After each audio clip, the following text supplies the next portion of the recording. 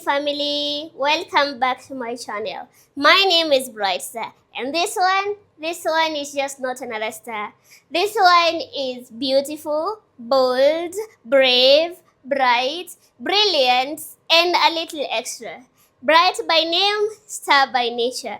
Bright by name, bold by purpose. Built from grass to grace, rising through skies and diffusing to them. On this channel, I am not just Brightstar. I am your online bestie. So if you're looking for the laughter, for the lessons, or something a little extra, you are in the right place. Life is too short to dim your light, and if you've ever lost your light, I hope you find some of it here. And that is why here, it's all things bold, all things Brightstar. Lessons from memories. For the 4 years that I was in campus, I lived with Mom Rose. She is a woman who God gave me as a mother. She is a woman that God used to shape me to the woman I've become. I met Mom Rose in high school. She was visiting her then grandchild. Mom kept on sending someone to come and call me to go say hello to her during visiting days. But I never went to say hello to her. From a distance, I thought that was the most beautiful woman I have ever seen. The day I finally agreed to go say hello to her, she was so kind to me. She was with Monyao, her employee, who would later become my good friend, and her driver, Jacob. We ate together, and all I kept doing was admiring her clothes, her hair, her car, and her smile. I would later reconnect with Mom during Thanksgiving Day when I had already left high school. That day, she gave me some money and a number to call her. Please, make sure you call me. She said that she hugged me by. She later sent me money to buy my first phone so that I could be communicating with her and she would pay for me books I had lost in high school. Mom invited me to go say hello to her in Nairobi. That same night, I got a call from another family that I had reached out to help pay my school fees. I remember crying so much. That night, I hadn't even stayed in the house for a day and I was needed in another place. Mom Rose held me as I cried. She never left my side, and when I was done crying, she told me, "You will come visit me some other day. Don't cry. God will go with you. You don't know this, but I saw you give a speech in high school and I fell in love with you and I wanted to be your mother. So even if you leave my house today, I will still be your mom." I ended up staying with that other family for the first semester in campus, and Mom would call me constantly to check up on me.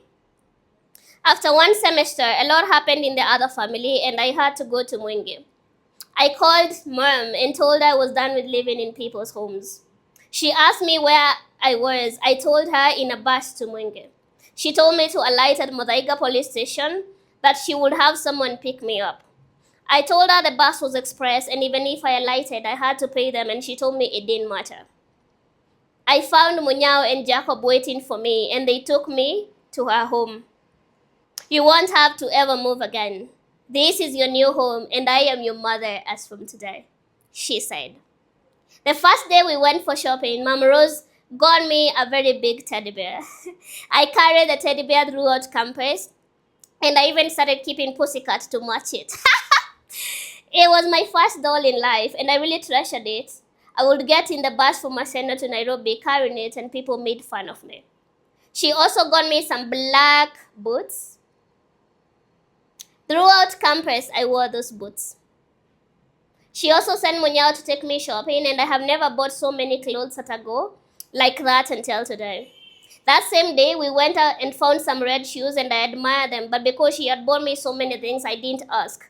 On Valentine's Day, she surprised me with those shoes. Imagine, she took me home and went back for them. Imagine that. Mom Rose took care of me as her own child. She loved me and would stay by me every time I had a breakdown. That time, I would hide my hand and she kept on talking to me to accept myself. She talked to me about God, about family, and about how to be a good wife. She had so many beautiful stories about her and her late husband. Here are some of the lessons that I learned from Mom Rose. Number 1, sharing is about your heart. Mom was retired, but she would share until the last coin that she had. So sharing isn't about the pocket. She helped people in the streets, in the slums, in her home, and she was kind to everyone. She didn't care how much she had left with her. One time, she gave all the money she had and told me we had food in the house and a place to sleep, so we didn't need any money. She gave to her workers, donated to her church, gave to her community, and she gave with one heart and all that she had. When you give, God ensures you get. There is no point that mom lacked what she called the daily bread. Sometimes she would give her last coin, then someone sends her money. Mom believed in God and ensured she had it. Mom believed in God and God ensured she had enough supply all the time. Whenever she gave out, someone would give in return. She would gift each one of us a daily bread every year, and she would tell me, just like you needed to read one page in daily bread every day, we needed to take a day at a time and trust God to provide for us daily. She said a lot of problems in the world would be solved if people shared what they had without greed of taking more than enough. Dress up always. Dress up always. Dress up always. Mom would always wake up and dress as if she was going to a fashion show, just to sit in the house. Her hair was always neatly done, her nails polished, and she never dressed just for the sake of it. She told me her late husband taught her not to keep good clothes for the special occasions because every day is a special day and we should dress up regardless of the day. Mom was also very strict on cleanliness, and her house had to be very neat every single second. A lesson I am still struggling with. Create time for family. Every Sunday, we would go to Modaiga Golf Club or another hotel to meet with our children, who are now my two brothers and one sister.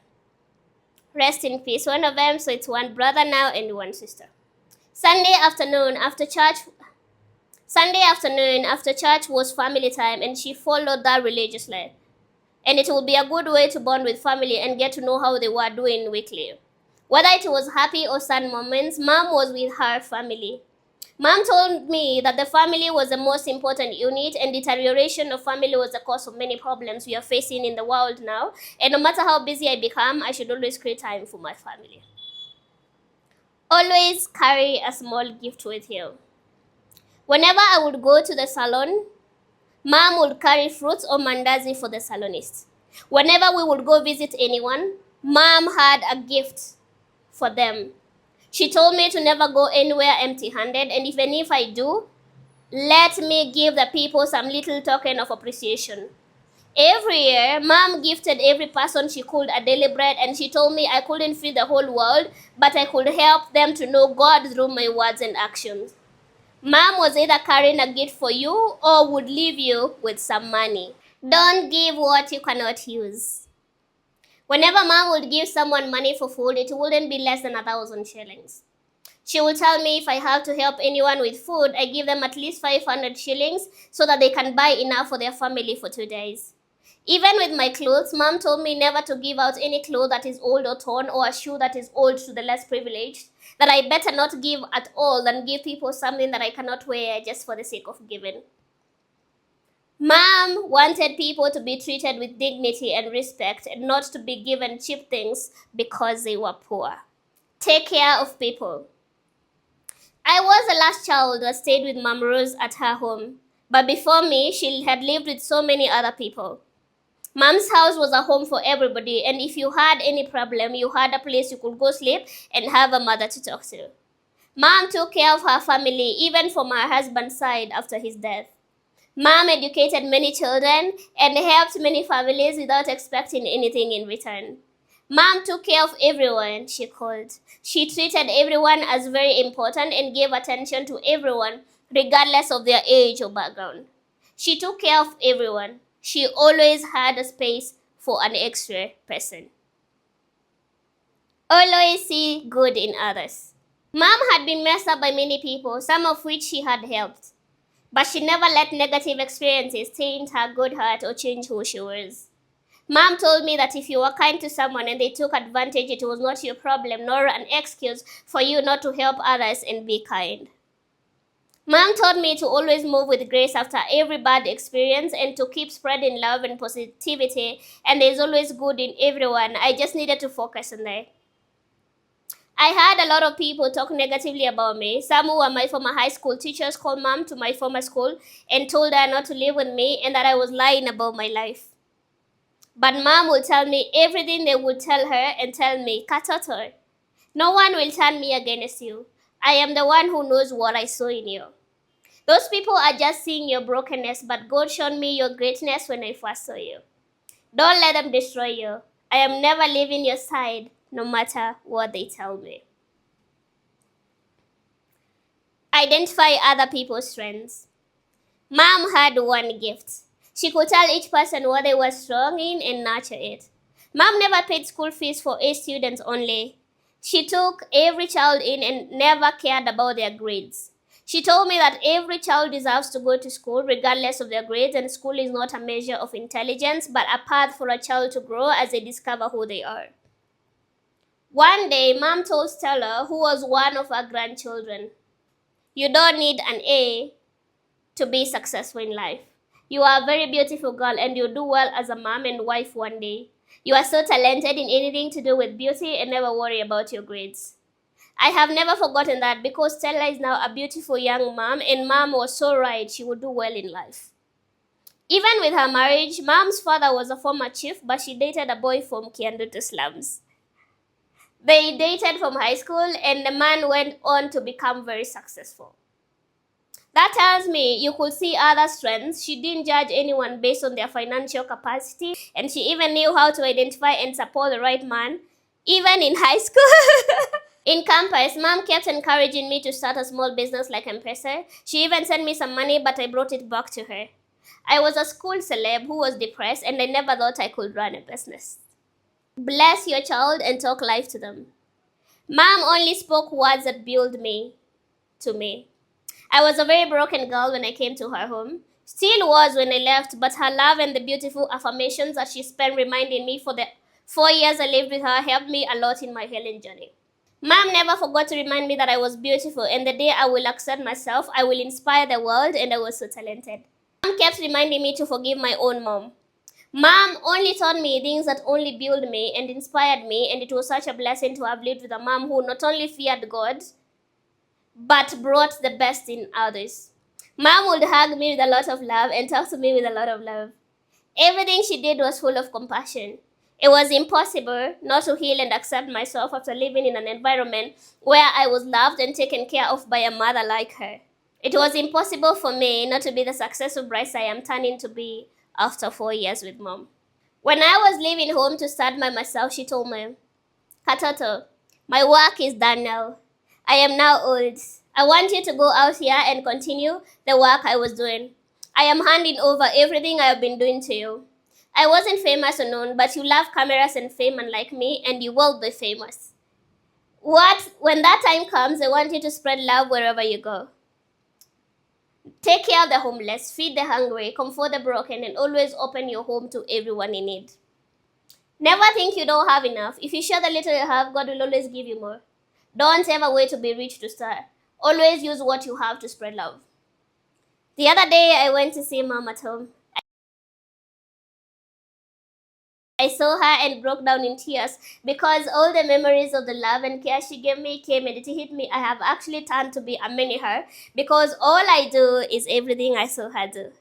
I pray that mom's legacy lives on for generations, and I pray I can impact at least one child's life the way she impacted mine. Hello, everyone. Today, I want us to speak about a very important person in my life. And I know we've all been inspired by different people, and I thought I should share about Mom Rose. Now, I have a meeting to attend to, and I've made a promise to myself that every day I have to do a YouTube. And if I did not commit myself to doing a video today, I would have not done it. So every day I have to record one video. And now I chose to read one of the writings I've done about Mom Rose, and I hope you learned something from her. Yeah, Mom Rose was my adoptive mom. I'll do another video about her when I have more time, but those are some of the lessons I learned from Mom Rose. Bye bye. Thank you for tuning in today and see you in the next video. What are some of the lessons you've learned from your mother? Whether it's biological mother or adoptive mother or caregiver, what are some of the lessons you've learned from your guardian that you're taking with you to the next generation? Those are some of mine. There's so many. I think mom actually deserves a book, but that was it. And I needed you to understand some of the lessons I learned from the woman who changed my life in many ways. Bye bye and see you in the next video.